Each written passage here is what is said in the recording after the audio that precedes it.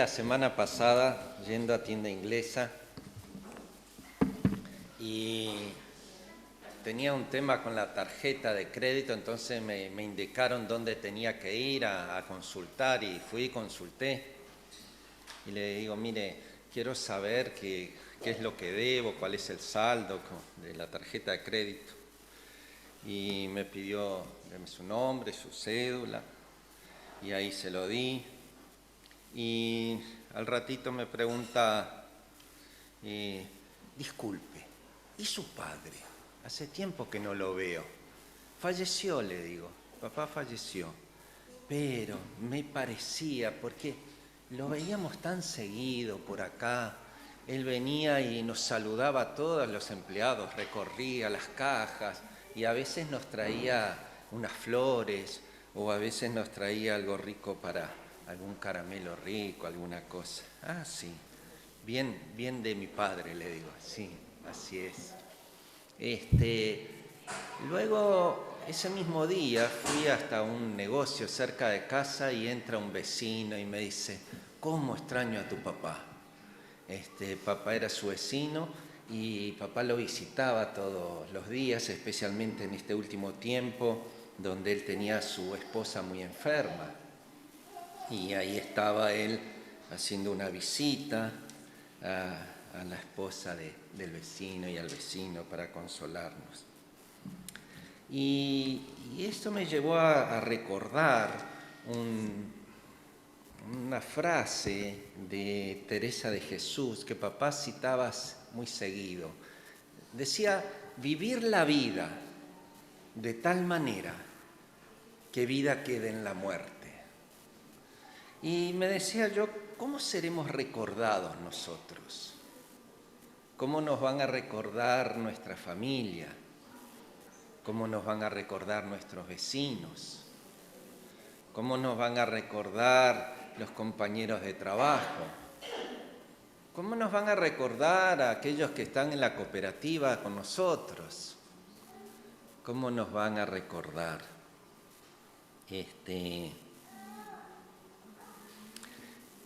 Hay una frase de Hemingway que dice, el hombre que ha empezado a vivir seriamente por dentro empieza a vivir más sencillamente por fuera. El hombre que empieza a vivir seriamente por dentro empieza a vivir más sencillamente por fuera. Y yendo por el lado de las frases, Nietzsche decía que aquel que tiene un porqué para vivir se puede enfrentar a casi todos los cómo. El asunto es cómo cultivamos esa vida interior, cómo abrazamos un porqué para vivir. Quienes somos cristianos, nuestro por qué vivimos es porque seguimos a Cristo. Es porque seguimos a Cristo. Es verdad que muchas veces como cristianos no somos fiel reflejo de Jesucristo. Somos cristianos por gracia, porque Él nos ha perdonado y salvado, pero no damos a entender fielmente las características, la identidad de Jesucristo, la manera de vivir y de expresarse. Y por eso he elegido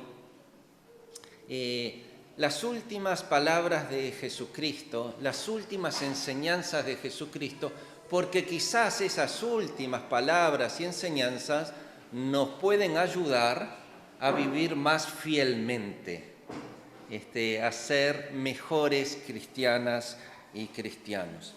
El Evangelio de Jesucristo narrado por Mateo, capítulo 28. Mateo 28, los versículos 16 al 20. Nos encontramos aquí, según Mateo, en el último momento donde Jesús antes de que asciende a los cielos. Estas palabras son sumamente importantes porque son su última enseñanza, su último consejo, su último mandato. Él seleccionó lo que deseaba decir antes de dejar a sus discípulos aquí en la tierra. Y miren lo que dice el Evangelio. Así pues, los 11 discípulos se fueron a Galilea, al cerro que Jesús les había indicado.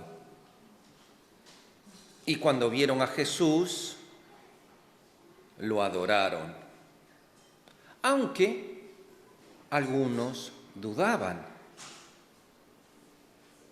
Jesús se acercó a ellos y les dijo, atención, aquí viene la enseñanza.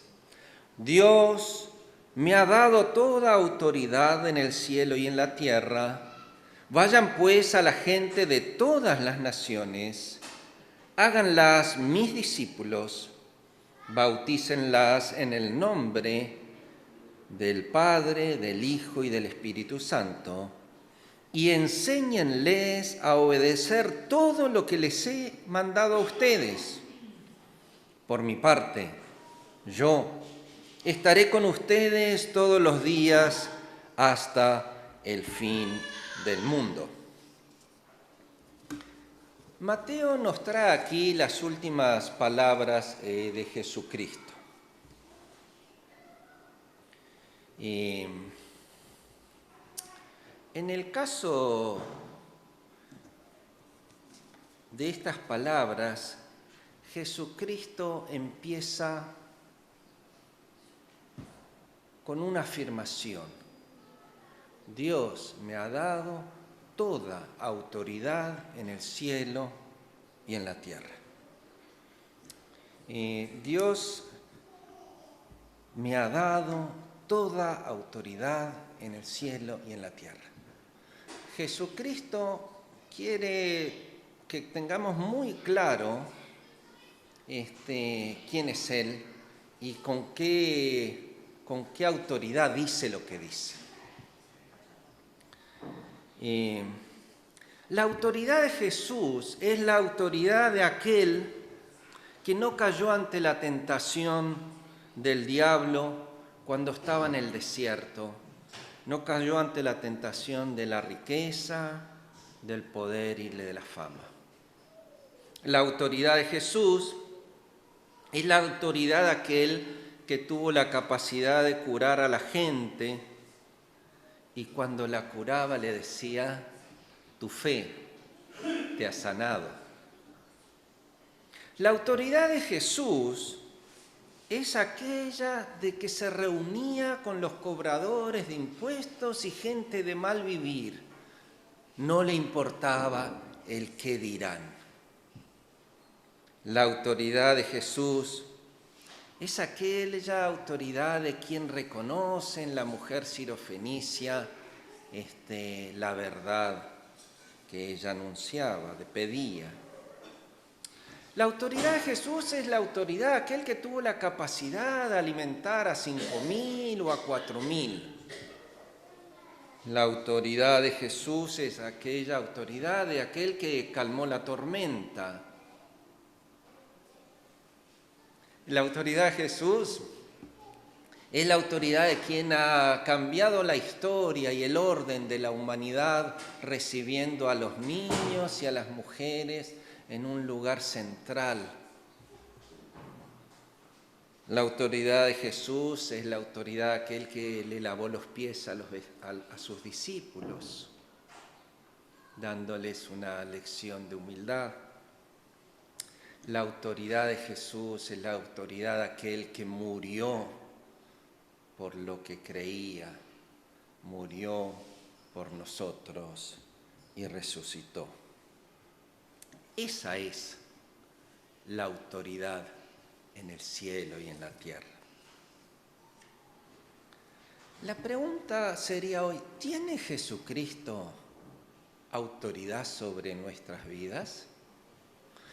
¿Es Jesucristo la máxima autoridad que rige y orienta nuestras vidas?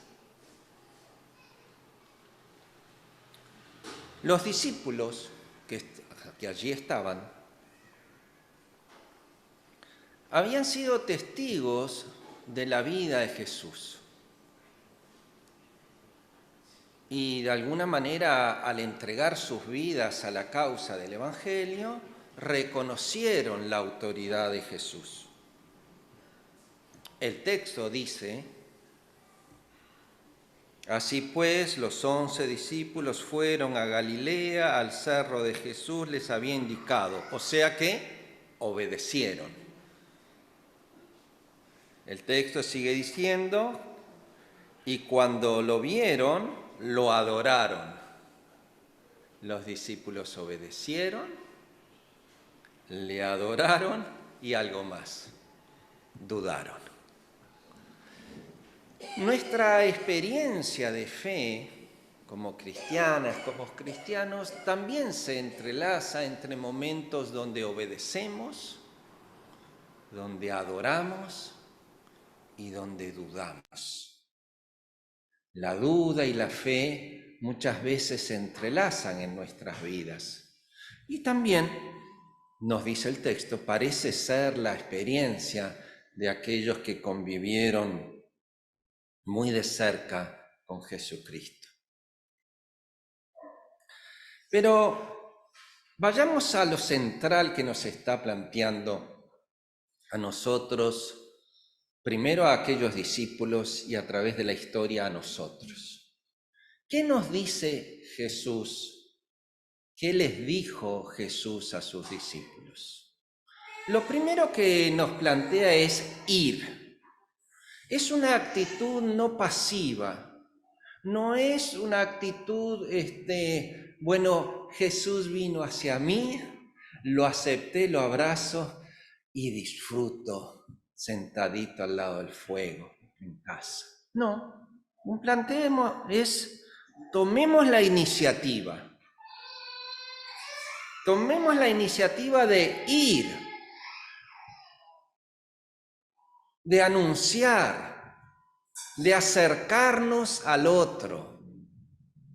Y ese otro es distinto de nosotros, a todas las naciones, a toda cultura, a toda raza, a los vecinos que están en un ambiente o en otro ambiente, aquellos que nos va mejor con ellos o nos va peor, tenemos un tema complicado o no tenemos, tomar la iniciativa. Estamos de alguna manera acercándonos a nuestros compañeros en la cooperativa, a nuestros compañeros en las clases, en el estudio, a nuestros vecinos, a nuestra familia. Me acuerdo un hermano acá en la iglesia que cuando se convirtió, ya hace años, cuando se convirtió se puso como propósito ir y compartir la buena nueva de Jesucristo, la salvación que hay en Cristo, a toda su familia. Y tenía algunos familiares que vivía lejos, pero él entendió claramente que se había recibido la salvación, se le había anunciado, que tenía ese mensaje tan valioso, tenía que ir y compartir eso con los demás. Ir. Me acuerdo de aquellos hermanos y hermanas que en ese proceso de ir se van a otras culturas. Es parte de la experiencia de ir. Pero tan importante es eso, ir a otra cultura, como ir a la casa del vecino que está allí al lado de tu casa. ¿Ir para qué? ¿Qué pasa cuando vamos? Ir con el objetivo de hacer discípulos. No es ir a entregar un folleto y ahí se acabó mi tarea. Ir a hacer discípulos, discípulas. Esto es algo mucho más profundo. Esto es algo mucho más integral, que empieza, por supuesto, en ese ir, en la actitud, ¿qué necesitas? ¿Qué puedo hacer por ti? La actitud de Jesús cuando hay un hombre que está ahí, echado hace años, y era casi que evidente que lo que quería era ser sanado, porque estaba al lado de un pozo, donde cuando dicen que cuando el agua se movía, el primero que entraba se curaba. ¿Qué quieres que haga por ti? ¿Qué quieres que haga por ti? Las palabras de Jesús, y él, bueno, parece tonto, pero quiero ser sanado. La actitud de ir y el inicio del proceso de hacer discípulos es: ¿en qué puedo ayudarte? Y obviamente nunca escondiendo el tesoro que tenemos. El tesoro que tenemos es que en Cristo Jesús sabemos que hay salvación, que hay vida nueva, que hay solución. Nunca olvidemos que la tarea de la evangelización debe ser hecha en el momento adecuado, en el momento pertinente y en el espíritu. Por lo tanto, ir a ser discípulos. El discípulo, según el Evangelio, sería alguien que ha sido bautizado y está dispuesto a tomar sobre sí el nombre del Salvador, o sea, identificarse como cristiana, como cristiano y seguirle. Eso sería un discípulo, ¿no? Entonces, hacer discípulos implica tiempo, dedicación. No es al barrer que se hace discípulos, necesitas tiempo, se necesitan años. Hacer discípulos es orientar, es estimular, hacer discípulos es escuchar, acompañar en oración, tener empatía con el otro. Hacer discípulos es promover autonomía, nunca es promover que la persona dependa de vos, sino que la persona dependa de Cristo, que sea un cristiano, una cristiana autónoma. Hacer discípulos nunca es un concepto de abuso espiritual, o sea, nunca es yo mando acá, sino que caminamos juntos hacia Cristo. Ir a ser discípulos, bautizar. ¿Quiénes no se han bautizado todavía? Deberíamos abrir un tiempo para aquellas hermanas y hermanos que deseen ser bautizados. Aquellos que ya han recibido al Señor, pero todavía no se han bautizado. Si alguien no se ha bautizado y es cristiana y es cristiano, que lo plantee al equipo de liderazgo, porque bautizarse, dar testimonio público de la fe, es parte del camino de seguimiento a Jesucristo. Y luego, obediencia. Jesucristo ofrece su amistad. ¿Se acuerdan Juan 15, 14 y 15? Ya no los hablo como siervos, sino que les hablo como amigos. Si hacen lo que yo les digo. Jesucristo no tiene un falso concepto de horizontalidad. Él se ha encarnado, se ha hecho humano, pero tiene muy claro Jesucristo quién es Él. Yo soy el camino, yo soy la verdad, yo soy la vida. Nadie va al Padre si no es por mí. O sea que Jesucristo, que nos busca en una relación de amistad, también sabe que Él tiene una autoridad que nosotros no tenemos. Jesucristo tiene muy claro quién es Él y lo que tiene para aportar. Ahora, ustedes me dirán entonces, ¿obediencia en qué? Obedecer a Jesucristo, sí, bueno, está bien, pero son tantas las cosas. Yo voy a tratar de hacer un resumen en 3 dimensiones de lo que es la obediencia a Jesucristo. Uno es obedecerle con la regla de oro. Ama a tu Dios de todo corazón, con todas tus fuerzas, con todo lo que tengas, y a tu prójimo como a ti mismo. O sea, lo primero en obediencia es entrar en la sintonía de vivir en la dinámica del amor a Dios y al prójimo. Eso es, si tuviéramos que elegir una sola, sería esa. Lo único y más importante para obedecer. La segunda, entrar en la dinámica del perdón. Vivir con otros, relacionado con otros, implica tensiones, implica situaciones difíciles. Entrar en la dinámica del perdón. Perdonar y ser perdonados. Hasta podríamos, extrañamente, pedir perdón por nuestra manera de tratar el agua, por nuestra manera de tratar la tierra, por nuestra manera de habitar el mundo. Dios ha creado este mundo para que nosotros lo cuidemos, lo disfrutemos y lo conservemos para futuras generaciones. Estamos viviendo un tiempo donde aparentemente no le vamos a dejar a nuestros bisnietos, a nuestros nietos, un mundo como el que hemos recibido. Cuidar la creación de Dios es una responsabilidad urgente. Pero entonces, la regla de oro, vivir en amor a Dios y al prójimo, vivir la dinámica del perdón. Y tercero, yo diría, vivir en una dinámica de servicio, Vivir una dinámica de servicio, sirviendo a los demás. Y no hay mayor servicio que le podemos dar a un vecino, a una vecina, que anunciarle la salvación que hay en Jesucristo.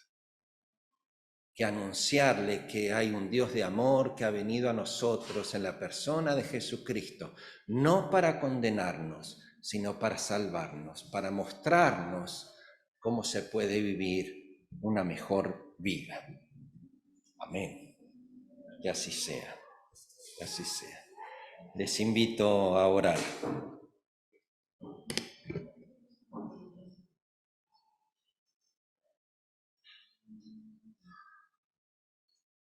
Señor, reconocemos que tu Hijo Jesucristo tiene toda la autoridad en el cielo y en la tierra.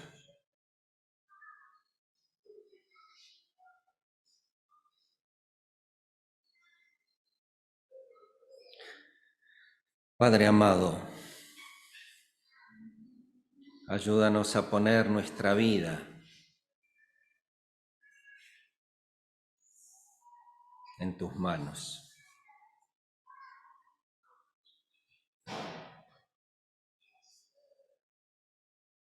Te agradecemos, Señor, porque en Cristo Jesús hemos encontrado sentido y propósito para nuestra vida.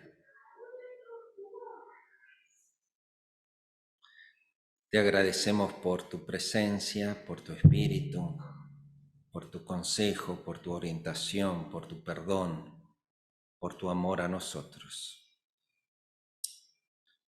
En el nombre de Jesús. Amén.